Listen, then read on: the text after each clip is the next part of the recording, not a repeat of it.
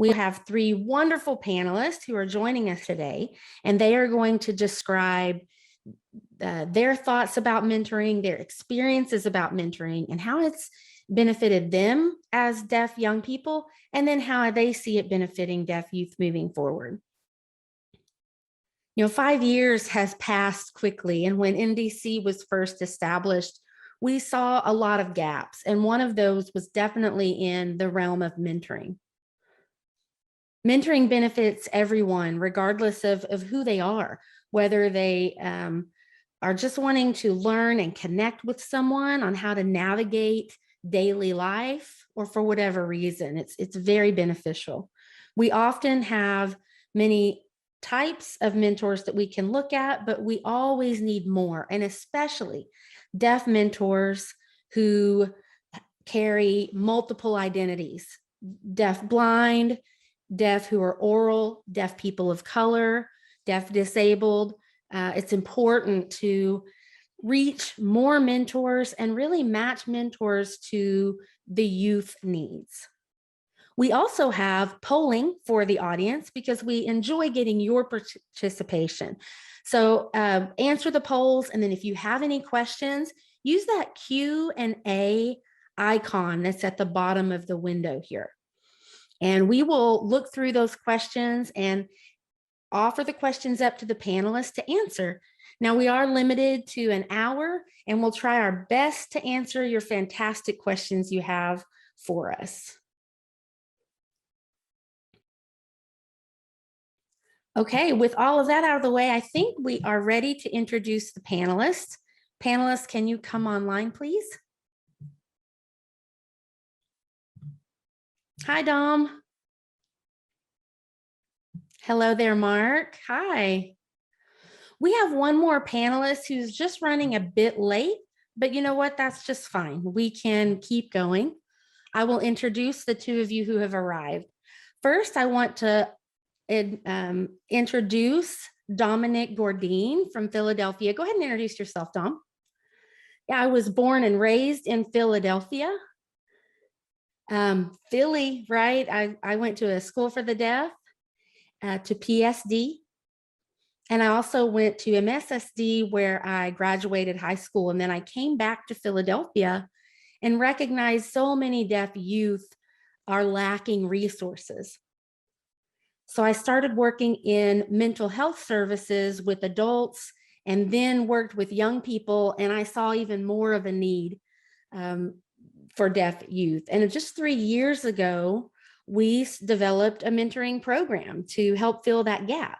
And we're still in development, but I also just have a lot of personal experiences supporting deaf youth, whether it's in their employment endeavors or just growing personally in their day-to-day life. And I have been supporting deaf youth for many years now. Well, this is Diego. Thank you, Dom, for sharing that. We're really happy to have you here. Now moving on to Mark Ramirez from New Mexico. Mark? Hi, everyone. Hello.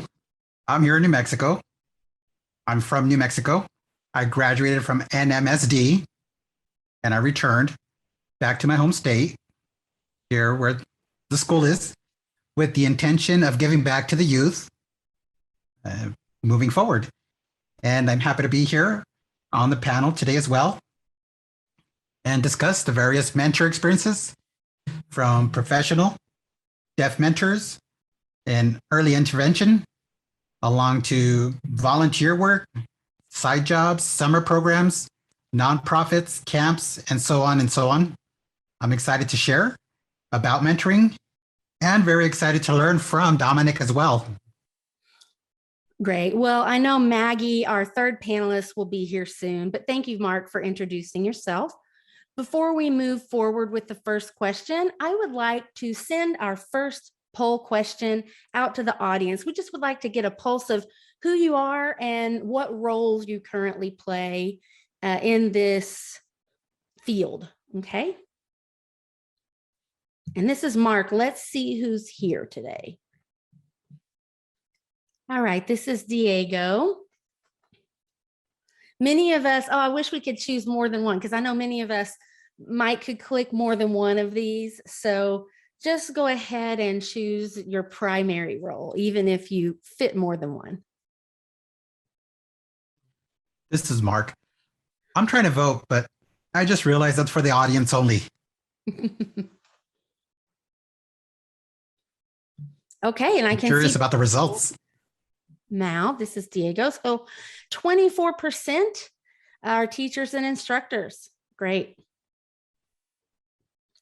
Second, I see a tie between, or actually a three-way tie between disability services professionals, students, and voc rehab professionals. Wonderful. Then I see 12% transition coordinators and specialists. That's such important work. We have a few community members. Good. Thank you so much for answering. That helps give us an idea when we're formulating our answers to really frame it to meet you where you are. So with that, the first question is, what made you interested in becoming a mentor? And what have your experiences looked like growing up and even through today?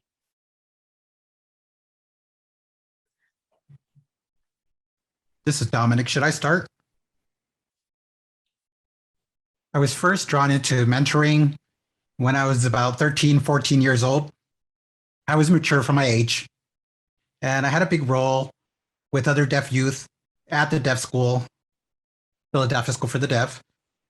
My counselor suggested that I mentor younger boys. 3 years old is what they were at that time. And I really wasn't sure how to manage that. I just had no idea. One day I went and stopped by the classroom, introduced myself, and that student looked up to me. And it reminded me of when my younger brother looked up to me. And I thought, wow, this is an opportunity to do the same. I taught my brother how to sign, and we developed a great relationship. And I thought I could apply that here. And I realized that developing that relationship with someone who might not have coping skills, I could now lead them along the way to be involved in activities and programs there at school and really help them develop and thrive. And that had a huge impact on me. I saw a lot of young boys who didn't have communication at home with their dad, perhaps, or struggled to communicate with their family, and they needed that big brother role. And from then on, it stuck. I've mentored ever since. Moving on to high school, we had a peer mentor program. It was a little more facilitation, but it was very similar. At the high school, we had a lot of deaf students that were homesick and anxious. And I served as a support role. A lot of the students there sometimes had hearing loss, didn't know too many signs. So I was able to welcome them to the school as a home and to sign language by building a rapport. Then I realized I love working with youth. I love working with kids. And from then on, I have to say, I'm still in the support role, and it's been over 15 years now. Yes, Dominic, that shows us that mentoring can be a two-way street. It's not just mentor to mentee, but that mentors learn so much from mentees as well. And those self-determination skills are so important. Thank you for sharing that. Mark, do you want to share? Yeah, this is Mark. I would add that, as I thought about that question, I'm the youngest of 3, and I have 2 older brothers. And I had younger cousins because I always wanted a younger sibling, but I never had one, but I had younger cousins. And I enjoyed kind of serving as a big brother to those younger cousins. And here in New Mexico at the School for the Deaf, I started school here in 5th grade. And that is where I gained a lot of experience in situations where I was able to work with other people, younger or older than me, collaborating with my peers. And the school community really is what sparked my enjoyment and involvement with the concept of mentoring. And I've been involved ever since in many different capacities. Mentoring both as a student, as a college student. I worked with youth leadership camp with the National Association of the Deaf for many years. And that really boosted my passion and my drive to focus on deaf youth through that experience. And then I became staff at YLC, and I grew through that. Like you said, those students really fed into me, and that mentorship experience doesn't even have to be a formal title. You don't have to be in a formal role as a mentor. You don't have to meet with those labels of mentee and mentor, but mentorship is just a process of supporting each other to help each other thrive. And now I work in the social work realm and am continuing those efforts there. And this is Diego, you're right. It doesn't have to be formal, but we do want programs and need programs to be established, because we do know so many deaf young people are isolated in various parts of the country, wherever they live. And it would be great if they could have a place or a program they could come to find mentors.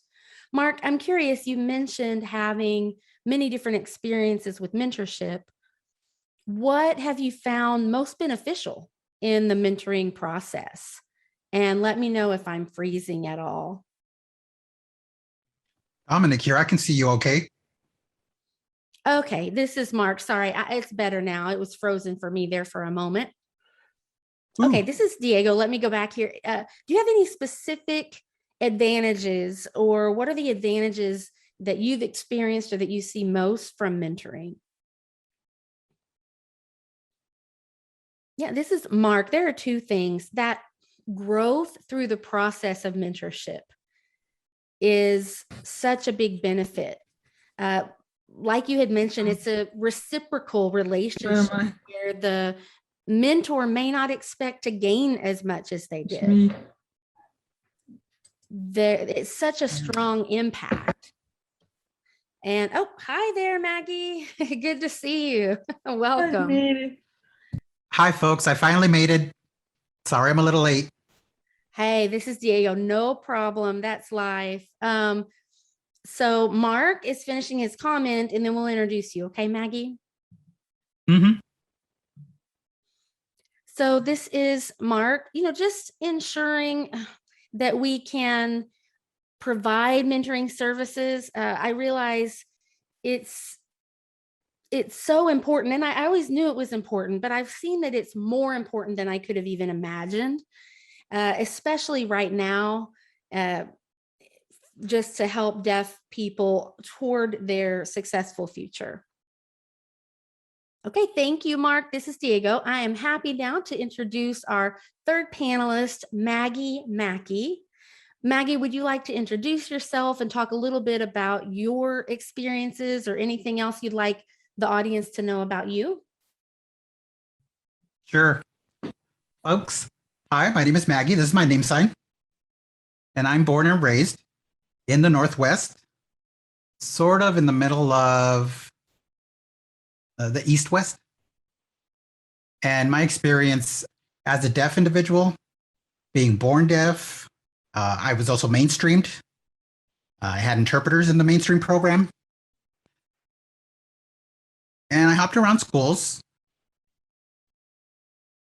while moving with my family. And growing up, I never felt left out. I always felt included because my mom, she's hearing. She taught me how to be strong, how to be a strong deaf person.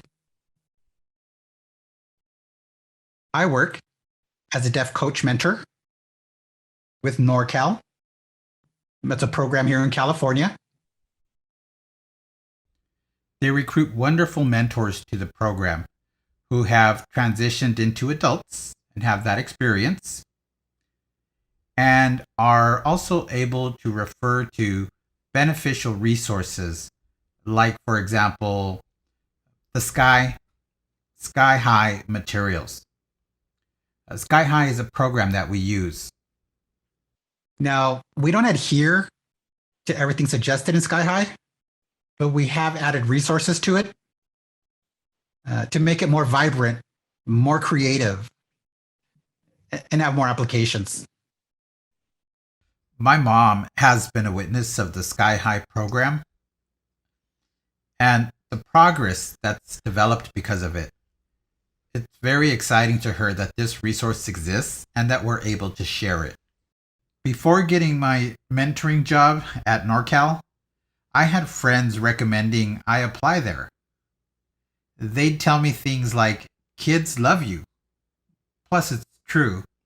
I do like working with kids.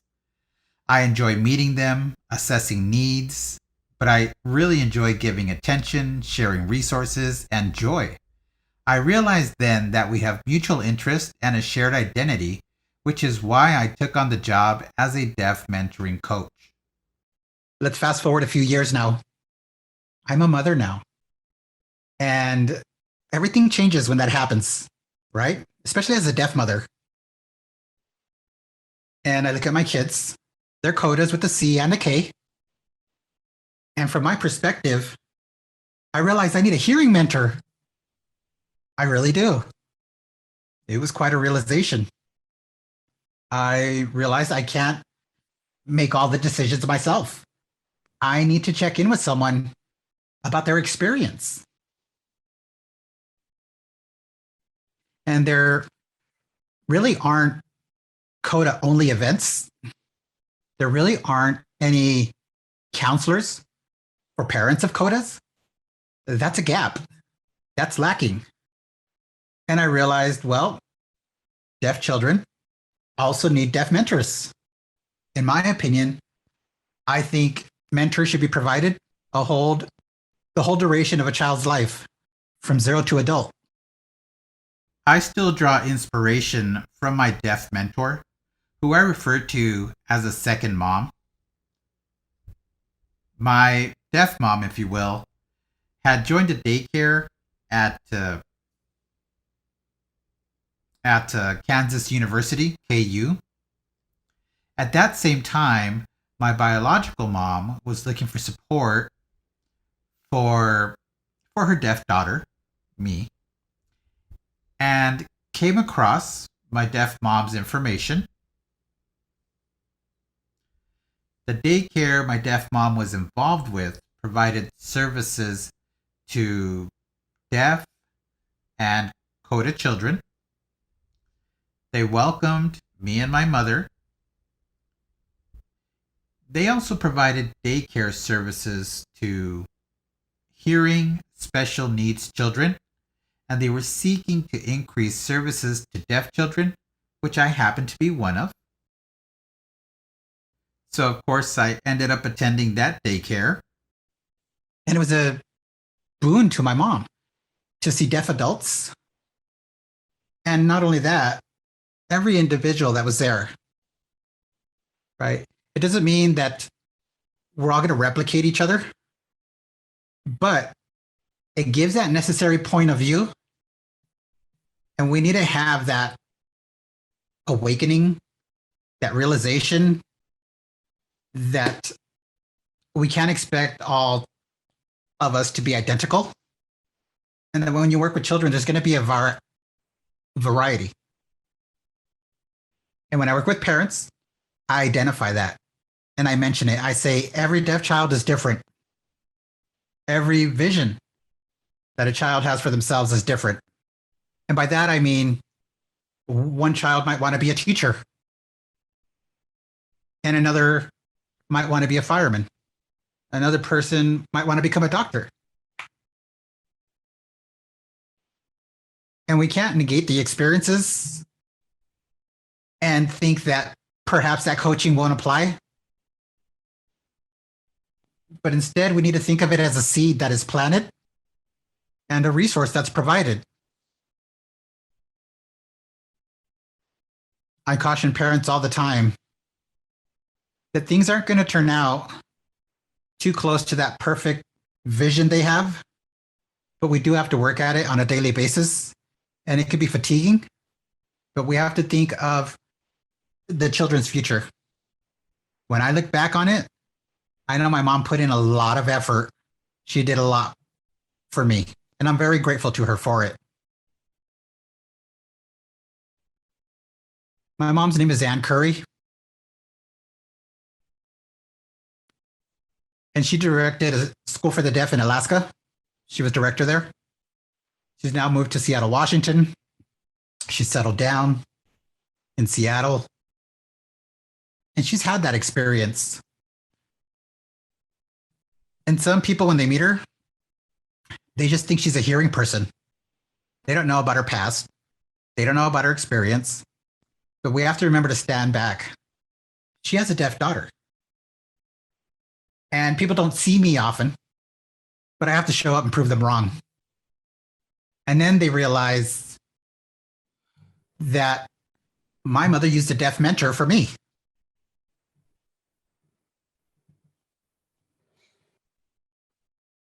They sometimes assume that she just put me at a deaf school and really wasn't involved in my life, but that's not the case. Sometimes some people have intuitive feeling about what's right, and I'd say go with that, but incorporate American Sign Language. It makes it a much more richer experience and aids with literacy, which we know is important. The first time I went to high school, it was a new school for me. And I was told that I probably had a really low reading level. They didn't believe me. I had to spend 2 weeks in a class just to prove them wrong. Right, right. And we can't force kids to suffer through that. We want kids to self-disclose. I can read. I get this because I've had a deaf coach. I've had a deaf mentor. I have the experience. Mm-hmm. I can do this. You're right. You know, that's thank just you from my so much perspective. for sharing that part of your story. And mentorship is, I'm glad it was so beneficial. It's beneficial for us, for all of us, to show us what we are capable of, to help us navigate through challenges and barriers when others may be telling us we can't do certain things. So that's such an important part of mentorship. And I completely agree. Let's move down to the next question. But before I do that, I have another poll question for our audience. This is Mark, bring it on.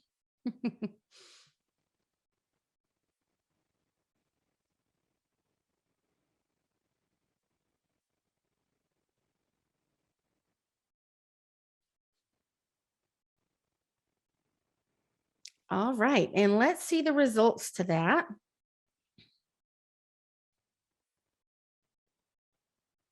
Okay, I see 50-50. About half of you haven't mentored. And then about a fourth and a fourth have either volunteering or through a specific program. So how is it that you panelists approach mentorship whenever you're interacting with someone?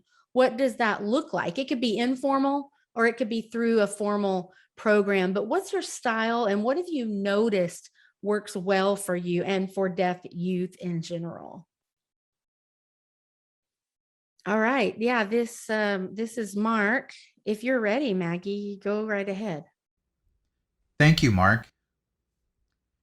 I have noticed that hearing parents tend to criticize their deaf child's English, whether it be spoken or even in sign.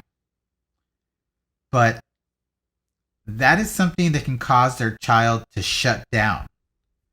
I think parents need to hold off and allow their child to express themselves first.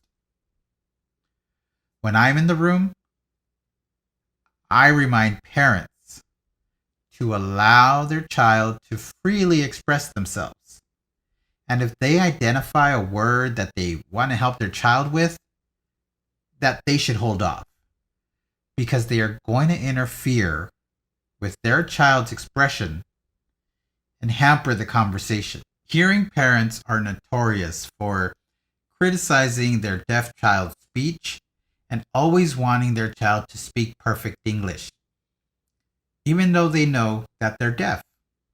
The aim first is to allow the deaf child to understand concepts.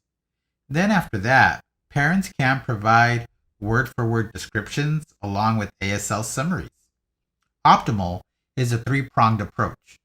For example, a reading, an explanation of the reading, along with an English and ASL translation, which provides the most level of comfort. Some parents are afraid that working this way will impede a child's English literacy development, but to do otherwise actually leads towards language deprivation.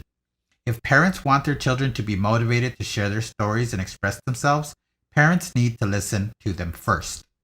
You're right. That's so important. Mark?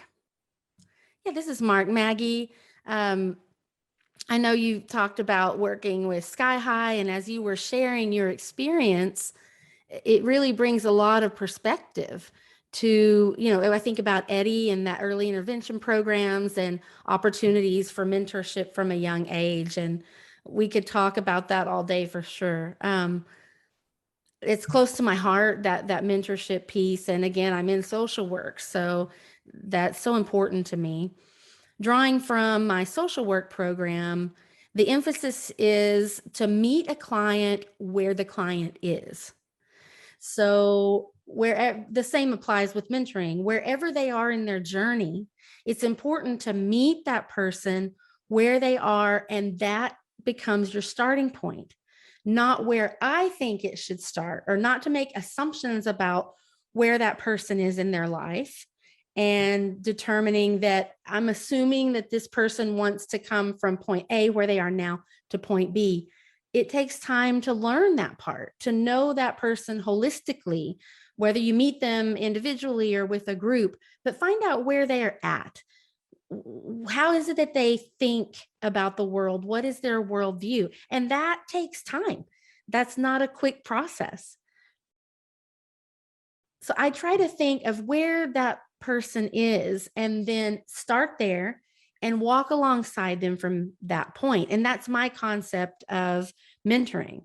I want to be relevant to a young person. I don't want to just throw my ideas and throw my concepts at them. I want to provide something that's beneficial and address the fact that I need to understand where they are. And I was mentored before, and I know mentorship can be professional work. I've been in that work professionally, but approach it at that personal level. That's so important. Right. Yes. This is Dom. I forgot to add earlier that I recently started working as an employment specialist at the Easter Seals, where I have both an adult component and a pre-ETS youth component. Working with youth transition planning typically requires an adherence to a curriculum, but I notice when I do that, the youth just won't open up. They are very reserved and won't warm up. So I've had to toss the curriculum and toss that role. Instead, I interact with the students. I say, hey, where are you from? I change my language use to be more casual or laid back because it helps, since they are coming from such different backgrounds. Even at times, some of my other colleagues are uncomfortable opening up like that with students. I don't have those reservations. Whether they be POC students or not, I just immediately warm up and they lose those reservations. And I'm not rigid. I talk about where I was born, where I grew up, and then I start talking about basketball and we bond. And then I start getting the questions about real life. And I don't worry so much about the role. Again, those people who adhere strictly to curriculum are going to probably be faced with resistance and won't develop those thorough relationships. They won't know their students' history. They won't know the background. A lot of the students I know, they say that. You don't know where I'm from. You don't know how I've grown up. And so I try to break that down. I talk to other coaches and other mentors, and I tell them, no, you need to break that down. I think it comes to what was just said, meeting the person where they're at. We have to fit into their comfort level, excuse the interpreter, comfort level. And we have to meet them where they're comfortable. And that's what makes a connection. Absolutely. This is Diego. From my experience, taking that person-centered approach when mentoring is important. Taking the time to listen, to connect, to build a trust and comfort level is so important. You've discussed what works well. Are there other things you have recognized that haven't worked well? Maybe not in terms of curriculum specifically, but something that you have seen that hasn't worked, understanding that one size doesn't fit all. What works for some may not for other. Any specifics you'd like to share, Mark?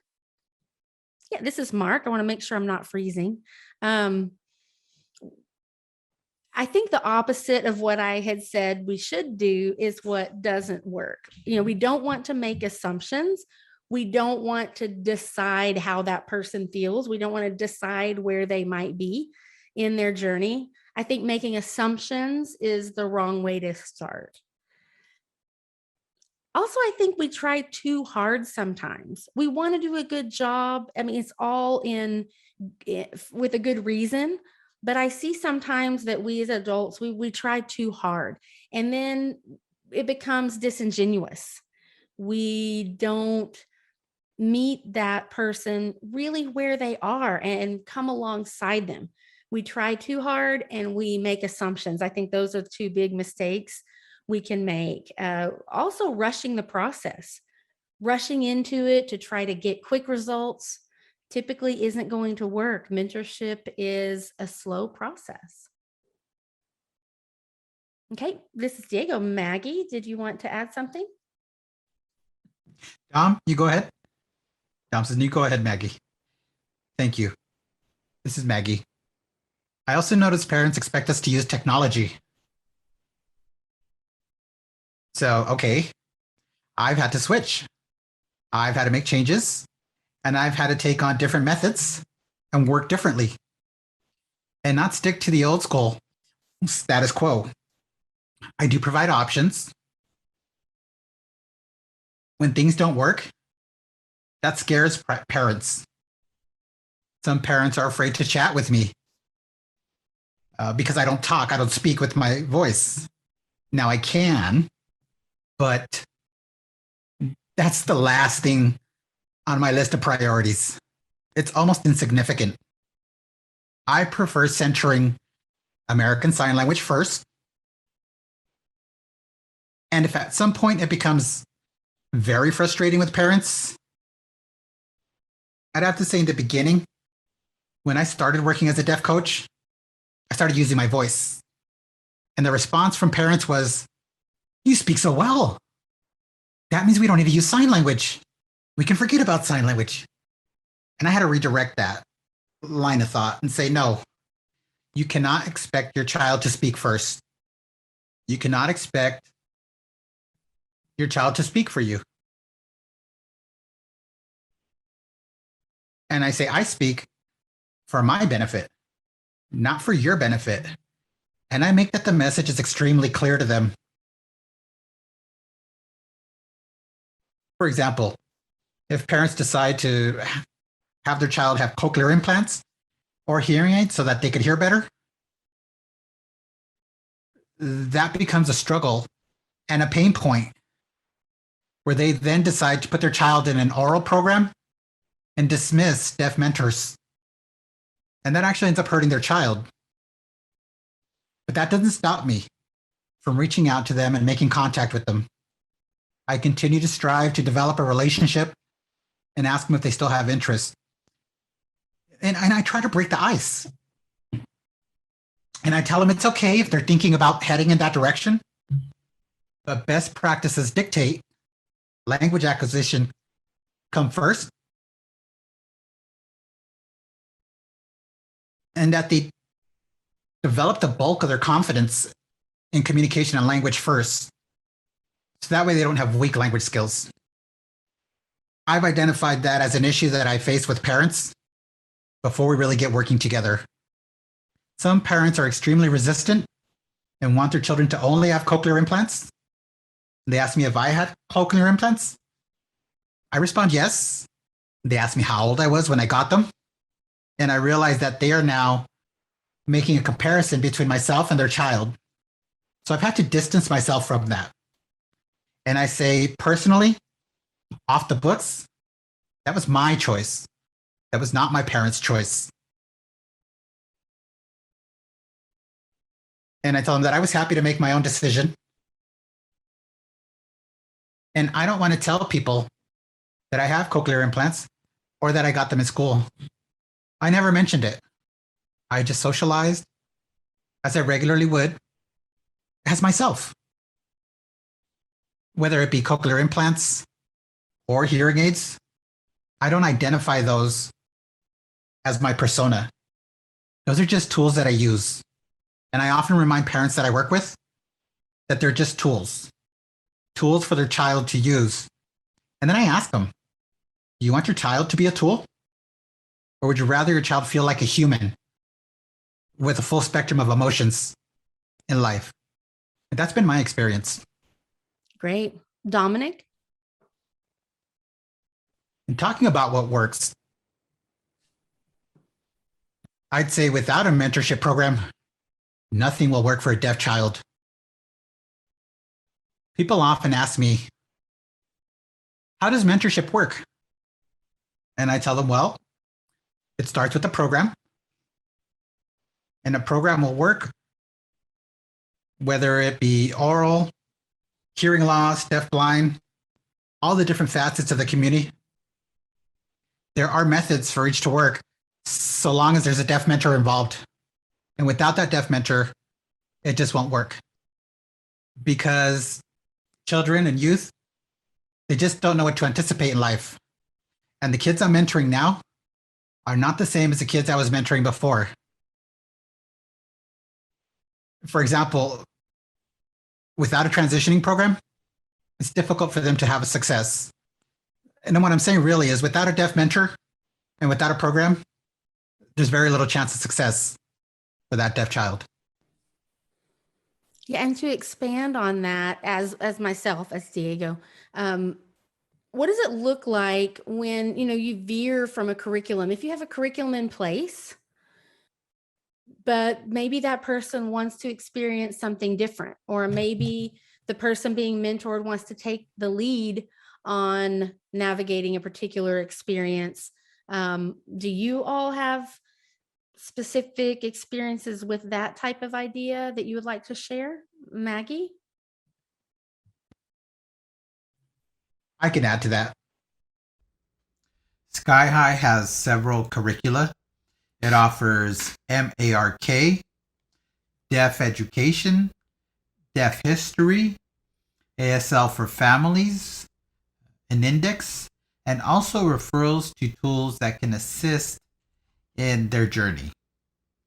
We have to keep in mind some kids have a preference for hands-on materials. Sky High also has a section that we can look to for that. Yeah, we have a lesson plan, but we jump around and we try to cover as much of it as possible. And also give them homework so that they can do these activities at home with their parents, for example. When we're done with the session, I will go ahead and review and check in and ask how the family feels about it. And I'll ask if they feel that this lesson has an application in their life. Will it improve a facet of their life? And when we meet again next week, we'll identify whether or not they still need to focus on this area. I'll then tuck that piece of information away and work on it during the hour of prep I have prior to meeting with the family. And I must say, over this last year of the pandemic, it's been such a challenge. None of the kids are paying attention, and it's okay. They have the ability to be distracted, but still catch some of what's going on in Zoom. And they could see what their parents are doing, and they usually follow along, so long as their parents are modeling it. I don't just drop everything Suddenly, I tell them I realize their kids are in the background, not paying attention, but I still provide them with activities for them to do. And I rely on them to update me the following week if we should continue on the area or if we should change strategies. Also, if there are any siblings in the family, I have notes about that in case they want to play certain games or be involved in some activities. And I provide them resources that they could use on a daily basis. And working that way, it's a lot more comfortable than not including those siblings, because we don't want their siblings to say, oh, yeah, that's for my deaf sister, or that's for my deaf brother. The preference is that they interact with each other through these activities and games. And a lot of the siblings are surprised that they could be involved and be a part of the activities. It's not always the parents that have to be involved. Our program includes siblings, which is very enriching and I think necessary, because many times in the deaf community, they're disconnected from their siblings. And also, fathers tend to be disconnected and uninvolved. Most of the families I meet are like that. I have to admit that. But a lot of times I'll reach out and I say things like, Dad, I know your role is different, but you can still be a part of it. Usually the response is, well, Mom takes care of this. And I redirect. Dad, you can be involved too. And I refer to the materials in Sky High again, because they have several activities that can be done. And I ask the parents to switch roles, and I'll put it on the father. And I'll say, let's have Mom have a break. And let's have you do this, Dad. Let's see how you would handle this. And when I do that, they get a sense of empowerment, or maybe it's a sense of being closer to their child. Regardless of what it is, it seems to deepen their bond. But I find myself reaching out to fathers quite a bit. Family involvement has definitely been proven to be an important part of mentorship in a child's life. Family involvement will greatly increase the benefit there. Mark, did you want to add something? Yeah, this is Mark here. Research has definitely shown that family involvement is key.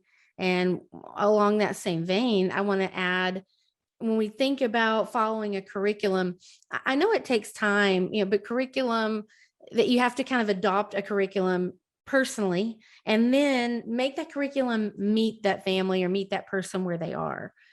But one size doesn't fit all. That's why it's important, if we follow a curriculum, that we really know it well, so that we can assess where that deaf youth is in their life and make the concepts of that curriculum apply in a relevant way to that deaf young person. If something doesn't apply or it's way off base to where they are in their life, there's no reason to include it just because it's in the curriculum. Or maybe it's something that they could be ready for at some point, but they're not ready yet. And you have to follow a timeline that looks different than what is set forth in a particular curriculum. So I think the structure and the ideas that come from a curriculum are very beneficial, but I think we have to practice flexibility when it comes to using a structured thing like that. This is Dom. I agree with that. I use part curriculum and part myself. And with those youth that don't have a father figure, I remind myself of when I was young and my struggles. And I step in and fill in that role. I'll develop the rapport, the relationship, and we bond. And that allows these youth to be better people. Whereas without that, I'd say they were somewhat lost.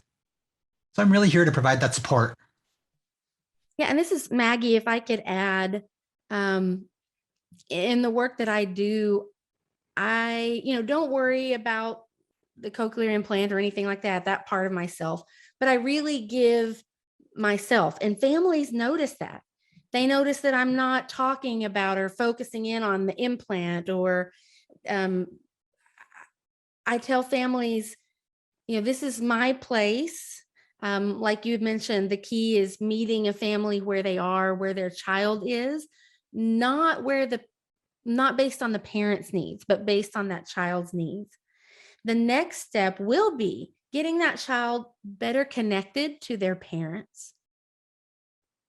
I have noticed that there are cultural conflicts of interest. I wonder if you have experienced that too. These cultural conflicts of interest, like feeling a lack of information, and you want to understand that family and their culture better so that you can better support their child, whether it's a young child or a teenager. Have you experienced cultural conflict when mentoring? This is Dom. I've had experience not necessarily with youth, but with mentoring adults, which I also do. I'd say I had to, well, full disclosure, I'm still learning, but they were open to working with me, even though I was culturally different, quote, an American. I worked with a couple from Syria, both refugees with no sign language exposure, lacking any foundational knowledge of how things function here, like employment, no life experiences or communication, nothing. These folks were starting from scratch. Being from different cultures, it seemed activities may have to be approached differently because of Muslim gender customs. However, I clarified my role as mentor to be one of a support role, providing resources based on needs that they determined together. After that, our relationship really blossomed. We even became close friends and continued to this day. But again, I believe it's because I met them where they were and sought to understand their culture, their needs, and I developed an understanding or showed sensitivity to their nuances, really. Honestly, we've become so close. They now use American Sign Language. They text me constantly with messages of gratitude. They express being grateful for the time I spent with them working on developing their language use to the point where they have steady employment and a network of others around them. So in response to that question, yes, cultural differences sometimes do arise. This is Diego. We have a question from the audience. They are asking for your opinions, panelists.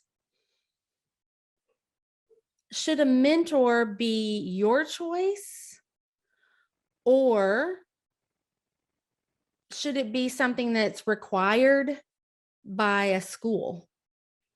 So you want something that isn't harmful to their language, to their upbringing. Should it be required or should it be optional?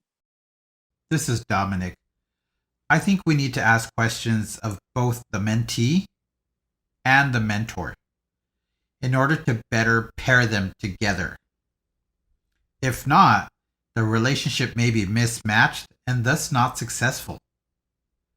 It's like having the wrong type of teacher. It leads to frustration and failure. And if the relationship is not feeling well or content, they can always seek a new mentor. You know, it's the same idea as an interpreter. You know how we as deaf people have preferred interpreters. We reach out to an agency and state our preferred interpreters. Some have it within the system so that they can match the interpreter to whoever they are with. The same could happen with mentors being matched to families.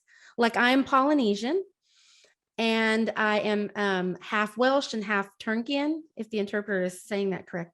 So I'm when I am with a Polynesian family, they're happy. Hawaiian families are very happy to work with me because we share that culture. And often when I see Hawaiian families come across, I ask for permission to work with that family because I have some of that background knowledge.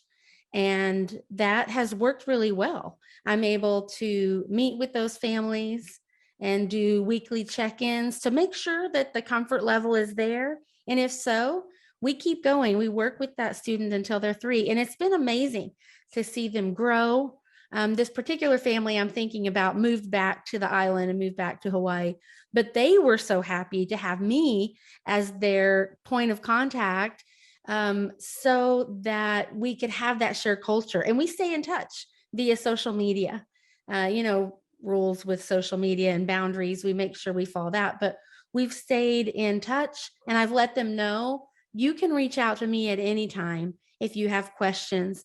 Some families use Marco Polo which is an app for communicating. You know, hearing people will send audio messages, but Marco Polo is beneficial to those of us who are deaf. We can send messages to families. You know, families are busy. They may not have time to FaceTime. So Marco Polo has been a great app we're able to use really as an accommodation to work with families. And we've seen a lot of success with that. Okay, this is Diego. Mark, do you want to give your last comment? Yeah, this is Mark. When I think about requiring versus making it voluntary, I think if someone voluntarily wants a mentor, they're going to be more likely to follow through. They're more invested. In general, if you tell me I have to do something, I may be more resistant to it. At the same time, if it's not required, it's easy for people to fall through the cracks. They could be overlooked if it's not a required part of a program and it's voluntary. So access to information and resources is important so that then students have an opportunity to volunteer. So I think it's a tough conundrum to decide between the two. So I strongly, maybe it could be strongly encouraged rather than required. And again, it depends on the situation. Deaf mentors, when we think about cognitive development, language development, and the holistic child, we really have to look at that whole picture. And maybe we can't require it, but we can strongly encourage and make decisions from there. Also, the type of mentor is important, whether it is a professional mentor or someone who's volunteering. But that early intervention and getting that set up as early as possible is so important. Diego? Yeah, I agree. I can see how both have pros and cons, but each situation may warrant something different. Like Mark said, oh my goodness, we have 5 minutes remaining. I can't believe that. So I'm going to send out the last poll question to see kind of what challenges you've experienced through mentoring programs. Let's get that poll set up.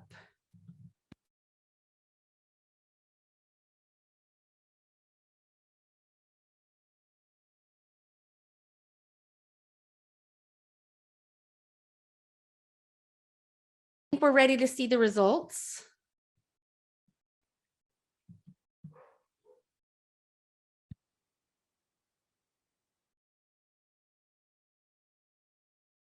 Wow, 50%. That's good that you were able to find a way to do it. So yeah, language, culture, all of that is so important. That's the biggest challenge for sure. I see 0% on training. Budget is a big consideration. Community support. Thank you for sharing your answers.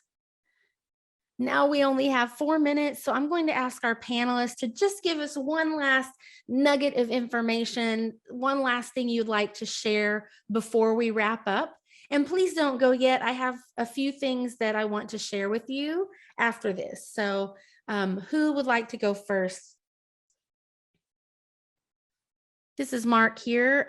What I would want to tell the audience is find your strength, find your skill, and that, take some involvement in involving learning what your skills are, your personality type, what it is you have to offer. And I think from there, when you realize what you have to offer, you can really meet that student where they are. You don't have to compare yourself to other mentors who may be offering something completely different. Think about your strengths and your interests as a mentor. Maybe you aren't going to be a match to everyone. Maybe not everyone you're paired with is going to necessarily like you as a mentor. That is okay. What's important is that you be your unique self, use your strengths, and you will have a young person connected with you who really matches you and who you can meet where they are. So I encourage you to do that if you can. That would be my top piece of advice. This is Diego. Well said. Mark? Dom?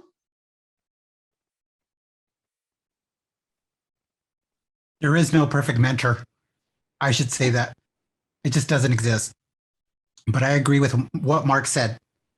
Focus on your strengths, on your talents. Strengths, I think, will outlast your skills. We can offer young people skills, but if they already have a strength, let's say for math, that could lead towards engineering. Sometimes it's just about describing the potential options to a child. And there is no such thing as a perfect mentor. If you're going to mentor, be who you are, work with your experience, make sure you have the tools to be able to share that. Thank you. Okay, this is Maggie. There's so much that I want to say, but growing up, I was always afraid of being alone. So I would tell the audience, you are not alone. We are here. We can support you in whatever it is you need.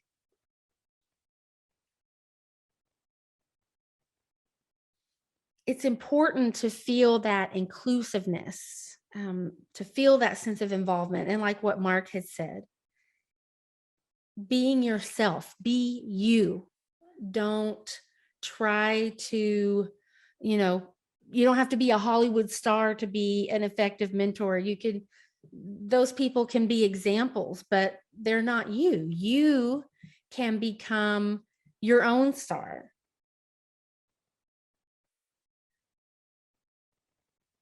So be the light that you want to see, and we want to be able to see you glow, because that glow, that enthusiasm is inspiring to others. And when you have that hunger, then you will be able to fill others. And it's so important in terms of supporting, being a support system, and we can be family to each other. And that's my goal, is that we who are in this mentorship work can be family. That while we're individuals, we're not alone. So don't let others break you. We can let the world know that, we're here, we're going to work with this other person, this young person I'm working with, we're here to protect you, to tell you you're not alone. And we definitely need more mentors. We need more. And I have, my second mom that I mentioned, and I call her often. And I feel like, again, we have that human connection, because I have someone else who understands me. Even though I love my mother, it's so nice to have this second mom who is my mentor, who offers a different perspective. When my parents feel overwhelmed, that I can lean on someone else. So I would say to other parents, don't feel overwhelmed. Let a mentor join you in your journey, and you can walk through this together. And we as mentors, we realize that maybe we aren't a good fit for every family. So families know that if you get a mentor who's not a good fit, you can find someone else. I mean, we didn't just get off the ship. We're used to how things go, and we're happy to make adjustments and find someone else. And I know parents are overwhelmed and they feel alone, and they feel like there aren't enough resources, that, maybe they don't feel worthy because there are such a lack of resources, or they feel judged. I want to empower you as families to realize that your child will grow. They are human, and they can make these human connections, and it can start from birth through adult. I'm an adult now, and I'm still very grateful for the mentoring experiences that I have had. It means so much to me. This is Diego. Thank you so much for sharing. I want to thank all three of you for sharing from your experiences today, your thoughts and your opinions. If you have any more questions, please connect with us by emailing help@nationaldeafcenter.org, and they will give you the help you need. I look forward to seeing you again someday soon. Thanks again, panelists and service providers.